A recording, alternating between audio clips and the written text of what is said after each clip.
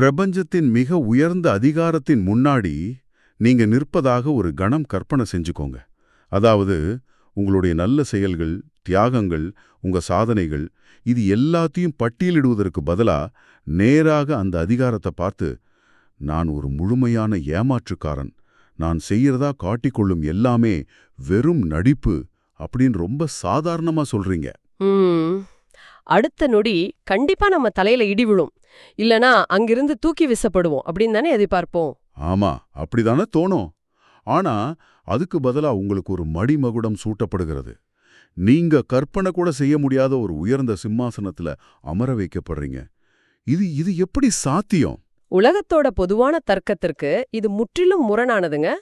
ஏன்னா தகுதியை வளர்த்துக்கோ அதற்கான பரிசை பெற்றுக்கோ அப்படிங்கிற ஒரு நேரடியான வியாபார அடிப்படையில தான் நம்ம ஒட்டுமொத்த சமூக அமைப்பும் இயங்கிக்கிட்டு இருக்கு. ரொம்ப சரியா சொன்னீங்க. ஆனா இந்த தகுதி, நியாயம் அப்படிங்கிற சட்டகத்தை எல்லாம் சுக்குநூறாக உடைக்கும் ஒரு ஆழமான உளவியல் தான் நாம இன்று விவாதிக்க போற மைய கருத்து. நம்மளுடைய இந்த விரிவான தேடலுக்கு ஆதாரமா வந்திருக்கிறது 19ஆம் நூற்றாண்டில் வாழ்ந்த வள்ளலார் எழுதிய அருள் விளக்க மாலையின் 64வது பாடல். ஆமா, இது சாதாரணமா பக்தி பரவசத்துல எழுதப்பட்ட ஒரு பாடல் கிடையாது. இது ஒரு மனித மனதோட இருண்ட பக்கங்களை, நாம உலகத்துக்கிட்டு மறைக்க துடிக்கும் நம்மளோட போலித்தனங்களை எந்த விதமான சமரசமும் இல்லாம தோலுரித்து காட்டும் ஒரு பெரிய உளவியல் பதிவு. நிச்சயமா, தகுதியே இல்லாத ஒரு மனிதன் தான் ஒரு போலி அப்படிங்கிறத எந்த மறைப்பும் இல்லாம ஒப்புக்கொள்வதன் மூலமா எப்படி அந்த பிரபஞ்சத்தின் உச்சகட்ட அங்கீகாரத்தை பெறுகிறான் அப்படிங்கறத தான் நாம இன்னைக்கு உடைத்து பார்க்க போறோம். கண்டிப்பா. இந்த பாடலோட முதல் வரியே பாத்தீங்கன்னா நம்மள ஒருவித அதிர்ச்சிக்குள்ளாக்கும். கலைக்கொடிகண்ட் அறியாத புலைக்கொடியில் கடையேன் கைதவன்னேன் பொய்தவமும் அப்படின்னு தொடங்குறாரு. அதாவது அறிவோ கலையோ இல்லாத மிக தாழ்ந்த நிலையில இருக்கிறவன் நான் அப்படின்னும், தான் செய்யறது எல்லாமே ஒரு பொய்தவம் அப்படின்னும் அவர் தன்னைத்தானே கடுமையா விமர்சனம் செஞ்சுக்கிறாரு. ஆமாங்க, இந்த வரிகளை நாம கொஞ்சம் ஆழமா இன்றைய காலகட்டத்தோடு பொருத்தி பார்க்கணும். கைதவன் அப்படின்னா ஏமாற்றுக்காரன் அர்த்தம். அதாவது வெளி உலகத்துக்கு தான் ஒரு பெரிய தபஸ்வி போலவும் ஆன்மீகத்துல உயர்ந்தவன் போலவும் காட்டிக்கொள்கிறார். ஆனா உள்ளே அது எல்லாமே பொய் அப்படின்னு அவரே ரொம்ப வெளிப்படையா ஒப்புக்கிறாரு. அது ரொம்ப துணிச்சலான ஒரு விஷயமாச்சே. நிச்சயமா.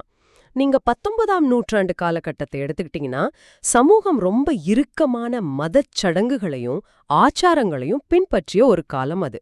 ஒரு மனிதன் சமூகத்துல மதிக்கப்படணும்னா அவன் தன்னை மிகவும் புனிதமானவனா காட்டிக்கொள்ளணும். ஆமா, அப்படிப்பட்ட ஒரு காலகட்டத்துல தன்னைத்தானே ஒரு ஏமாற்றுக்காரன் அப்படின்னு பொதுவெளியில அறிவிக்கிறது கிட்டத்தட்ட சமூக அளவுல தற்கொலை செஞ்சுக்கிற மாதிரி ஒரு விஷயம் இல்லையா?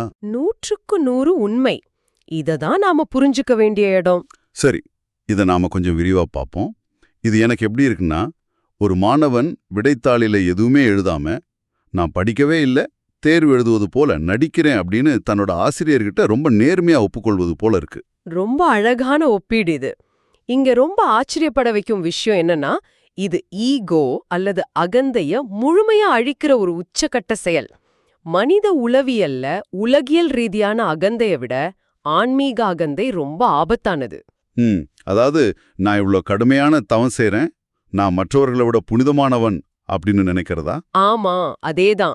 அப்படி ஒரு எண்ணம் வரும்போது அந்த அகந்தை புண்ணியத்தின் முகமூடி அணிந்து கொள்கிறது. அதை யாராலையும் ஈஸியா கண்டுபிடிக்க முடியாது. அந்த முகமூடியை தான் வள்ளலார் இங்க சுக்குநூறா உடைக்கிறார். அப்ப நான் தவம் செய்றேன்னு ஊரை ஏமாற்றலாம், ஆனா பிரபஞ்சத்தின் முன்னாடி நான் ஒரு போலி அப்படின்னு தனது இருண்ட பக்கங்களை வெளிச்சத்துக்கு கொண்டு வராரு அப்படின்னு சொல்லலாம். கண்டிப்பா. ஒரு பொய்யான பிம்பத்தை காப்பாற்றுவதற்கு நாம நம்முடைய முழு உளவியல் ஆற்றலையும் வீணடிக்கிறோம். எப்போ அந்த பிம்பம் தேவையில்லை அப்படின்னு ஒருவன் தனது அத்தனை பலவீனங்களோடும் நிர்வாணமா நிக்கிறானோ அங்கதான் அவனோட உண்மையான விடுதலையே தொடங்குது. இது ரொம்பவும் சிந்திக்க வேண்டிய ஒரு கருத்து.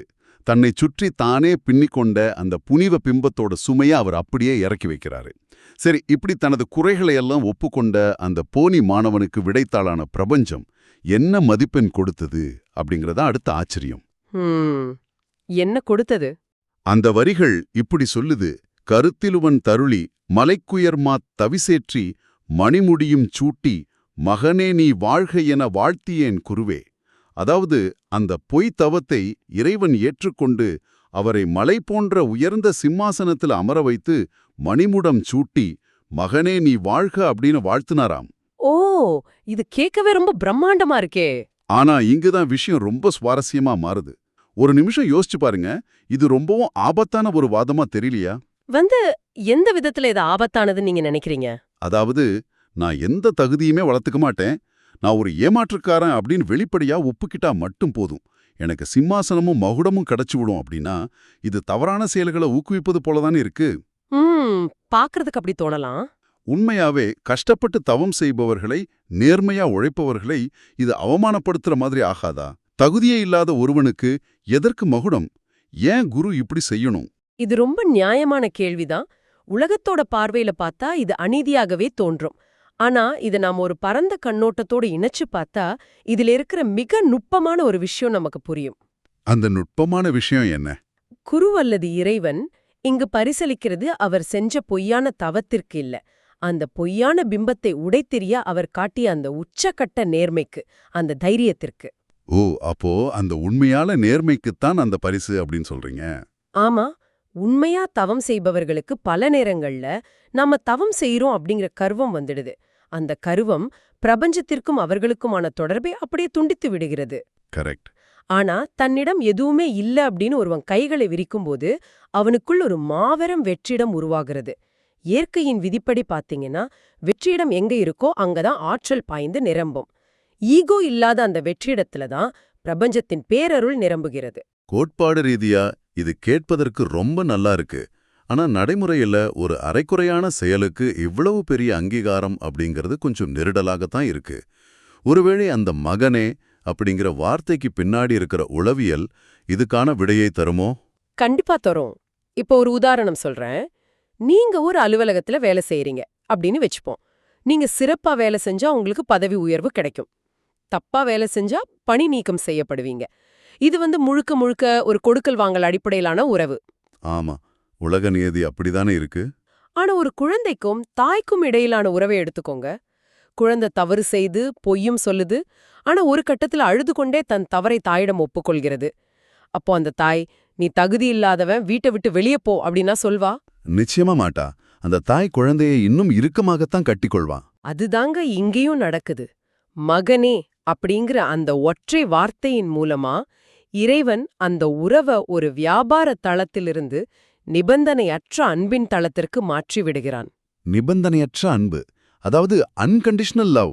ஆமா, ஒருவன் தனது குறைகளை எந்த ஒளிவு மறைவும் இல்லாம ஒப்புக்கொள்ளும்போது அவனை புறக்கணிக்க வேண்டிய எந்த அவசியமும் அங்க இல்லாம போகுது. நீ எப்படிப்பட்டவனா இருந்தாலும் நீ என்னுடையவன் அப்படிங்கிற அந்த மாபெரும் ஏற்றுக்கொள்ளல் தான் அவர் குறிப்பிடும் அந்த மணிமுகுடம். வாவ்! அந்த விளக்கத்திற்கு பிறகு இத பார்க்கும்போது என்னுள் இருந்த முரண்பாடு விலகி ஒரு பெரிய தெளிவு கிடைக்குது. தகுதியை நிரூபிக்க நாம வாழ்நாள் முழுவதும் ஓடிக்கிட்டே இருக்கோம். ஆனா அந்த ஓட்டத்தை நிறுத்திட்டு நான் தகுதியற்றவன் அப்படின்னு உள்ளத உள்ளபடி ஏற்கும் ஒற்றை ஒப்புதல் இத்தனை பெரிய அகவிடுதலையை தருது அப்படிங்கிறது மிகப்பெரிய ஒரு ஆன்மீக ரகசியம்தானே. கண்டிப்பா. அந்த நிபந்தனையற்ற அன்பு ஒரு மனிதனை எந்த அளவுக்கு உளவியல் ரீதியா சாந்தப்படுத்தும் அப்படிங்கிறதுக்கு இந்த வரிகள் தான் மிகப்பெரிய சாட்சி. சரி, ஒருவன் தனது குறைகளை ஒப்புக்கொள்கிறான், பிரபஞ்சமும் அதை ஏற்றுக்கொள்கிறது. அந்த நிபந்தனையற்ற அன்பை உணர்ந்த பிறகு அவனுடைய பார்வை எப்படி மாறுகிறது? அந்த பிரபஞ்ச சக்தியை அவன் எந்த உருவகங்கள்ல பார்க்கிறான் அப்படிங்கறத நோக்கியும் நாம இப்ப நகர்ந்தாகணும். ரொம்ப முக்கியமான பகுதி இது. இந்த பாடலோட இறுதி பகுதியில வள்ளலார் பயன்படுத்தும் உருவகங்கள், அதாவது மெட்டஃபர்ஸ், ரொம்பவே ஆழமானவை.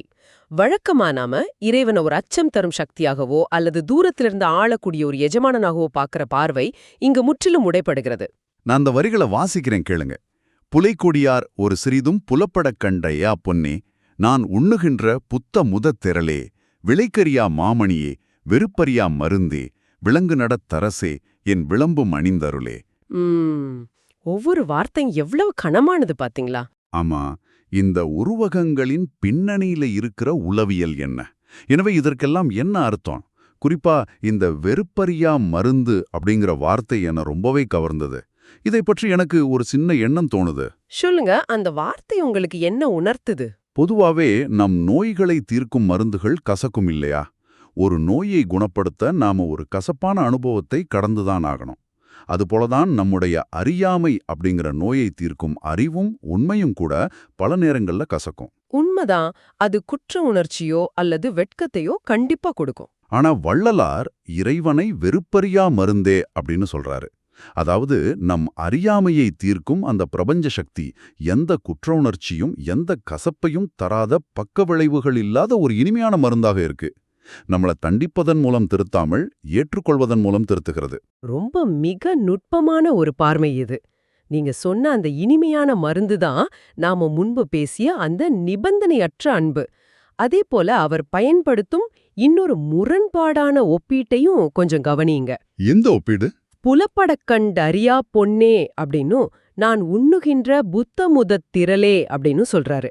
அதாவது அகந்தையோடும் தகுதியை காட்டியும் இறைவனை தேடுபவர்களுக்கு இறைவன் எவ்வளவு தேடினாலும் கண்ணில் படாத தங்கம் போன்றவன். தங்கம் அப்படிங்கிறது வெளியே இருப்பது. அதை நாம சேகரிக்கலாம், ஆனா அது நமது உடலின் ஒரு பகுதியாக மாறாது இல்லையா? ஆமா, கரெக்ட். ஆனா தன்னிடம் இப்படி முழுமையாக சரணடைந்தவருக்கு அந்த தங்கம் அமுதமாக மாறிவிடுகிறது. உணவு அல்லது அமுதம் அப்படிங்கிறது நம் உடலுக்குள் சென்று செரிமானமாகி நமது உயிரணுக்களோடு ஒன்றாக கலந்து விடுவது. ஓ, அப்ப பிரபஞ்சம் என்பது அடைய முடியாத ஒரு தூரமான பொருள் அல்ல. அது நம்முடன் கலந்து நம்மை வாழ வைக்கும் ஒரு நெருக்கமான சக்தி அப்படிங்கிறத இந்த 2 வார்த்தைகளுக்கு இடையே உள்ள பயணம் விளக்குகிறது அப்படின்னு சொல்றீங்களா? ரொம்ப சரியா சொன்னீங்க. அதை நமது தகுதியைக் கொண்டோ நமது தவத்தின் அளவைக் கொண்டோ விலை பேசி வாங்கிவிட முடியாத அப்படிங்கறதால தான் அது விலைக்கரியா மாமணி. ஆனா பாத்தீங்கன்னா, இந்த பாடலோட ஆகச்சிறந்த வரியாக நான் நினைப்பது அதனுடைய முடிவைத்தான். விளங்கு நெடுத்தரசே என் விளம்பும் அணிந்தருளே. மொத்த கவிதையையும் ஒரு பிரம்மாண்டமான உச்சத்திற்கு கொண்டு செல்லும் வரி இது. இங்கதான் நாம முழுமையான பிரபஞ்ச கண்ணோட்டத்திற்கு செல்கிறோம். விளங்கு நடத்தரசே அப்படிங்கிறது பிரபஞ்ச நடனத்தின் அரசனாகிய நடராஜனை குறிக்கிறது. நடராஜர். ஆமா, அறிவியல் படியும் சரி, ஆன்மீகப் படியும் சரி, இந்த அண்டம் முழுவதும் அணுக்கள் முதல் நட்சத்திர மண்டலங்கள் வரை இடைவிடாத ஒரு நடனத்துல, ஒரு இயக்கத்துல இருக்கு. அந்த பிரம்மாண்டமான நடனத்தின் அரசன் அவன். ஆனா அத்தனை பெரிய சக்தியிடம் போய் ஒரு எளிய மனிதன் என்ன கேக்குறான் தெரியுமா? என் விளம்பும் அணிந்து அருளே. அதாவது என்னுடைய இந்த எளிய வார்த்தைகளையும் எனது குறைகள் நிறைந்த இந்த புலம்பல்களையும் உனக்கு ஒரு ஆபரணமாக ஏற்றுக்கொண்டு எனக்கு அருள் புரிவாயாக அப்படின்னு முடிக்கிறார். ஆமா, இதை நினைத்து பார்த்தாலே ஒரு விதமான மலைப்பா இருக்குங்க. எல்லையற்ற ஒரு பிரபஞ்ச நடனத்திற்கு நடுவே மனிதனோட சாதாரண பிழைகளும் குறைகளுமா ஆபரணமா மாறப்போகுது. அதுதான் இந்த முழு பாடலோட தத்துவ திறவுகோல். பிரபஞ்ச நடனம் என்பது ஒரு தடையற்ற ஓட்டம். அந்த ஓட்டத்துல எதுவுமே தேங்கி நிற்பதில்லை. நீங்க உங்க குறைகளை மறைத்து ஒரு இறுக்கமான பிம்பத்தை உருவாக்கும் போது அந்த பிரபஞ்ச ஓட்டத்திற்கு எதிராக நிக்கிறீங்க. நம்ம ஓட்டத்தை தடுக்கிறோம். தாய் தன் குழந்தை செய்யும் அர்த்தமற்ற கிறுக்கல்களை ஒரு தலை சிறந்த ஓவியத்தைப் போல பெருமையா தனது வீட்டின் சுவர்ல மாட்டி வைக்கிறாளோ, அதுபோல நமது நேர்மையான பலவீனங்களை பிரபஞ்சம் தனது ஆபரணமாக கொள்கிறது. அற்புதம். இந்த உரையாடலின் மூலமா நாம பயணித்த பாதையை ஒருமுறை திரும்பி பார்ப்போம். நாம தொடக்கத்துல பேசிய அந்த இம்போஸ்டர் சிண்ட்ரோம், அதாவது எப்போதும் மற்றவர்கள் முன்னாடி நம்மள ஒரு பெர்ஃபெக்ட்டான மனிதரா காட்டிக்கொள்ள வேண்டும் அப்படிங்கிற அந்த சுமை இருக்கு இல்லையா? ஆமா, நம்ம எல்லோருக்குமே அந்த சுமை இருக்கு. அது எவ்வளோ பெரிய பொய் அப்படிங்கிறத இந்த பாடல் நமக்கு உணர்த்துகிறது. நாம எவ்வளவு தாழ்ந்த நிலையில இருந்தாலும், நம்மிடம் எந்த தகுதியும் இல்லை என்றாலும், நமது குறைகளை எந்த முகமூடியும் இல்லாம நேர்மையா ஒப்புக்கொள்ளும் போது அந்த பெருங்கருணை நம்மை ஒருபோதும் புறக்கணிக்காது. கண்டிப்பா. இது ஒரு ஆன்மீக பாடம் மட்டுமல்ல, இது ஆழமான ஒரு உளவியல் சிகிச்சை. நம்மளை கேட்டுக்கிட்டு இருக்கும் ஒவ்வொருவருக்கும் இது ஒரு முக்கியமான செய்தியை சொல்லுது. நிச்சயமா. சமூகத்துல, அலுவலகத்துல, நண்பர்கள் மத்தியில நாம தொடர்ந்து ஒரு போலியான பிம்பத்தை கட்டிக்காக்க போராடுறோம். நம்மிடம் குறை இருக்கு அப்படின்னு தெரிவதையே மிகப்பெரிய வீழ்ச்சியாக நினைக்கிறோம். ஆனா அந்த முகமூடியை கழற்றி வைத்துவிட்டு, இதுதான் நான், என்னிடம் இவ்வளவு பலவீனங்கள் இருக்கின்றன அப்படின்னு நம்மளை நாமே உள்ளபடி ஏற்பதுல ஒரு மாபெரும் ஆற்றல் இருக்கு. அந்த விடுதலையில தான் நமது உண்மையான அங்கீகாரமே தொடங்குது.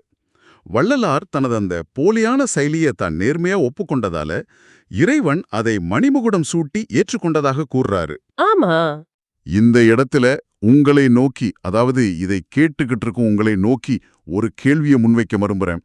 நாம எப்போதுமே எல்லாத்தையும் மிகச் சரியாக 100க்கு 100 மதிப்பெண் வாங்கும்படி செய்யணும் அப்படின்னே பயிற்றுவிக்கப்பட்டிருக்கிறோம்.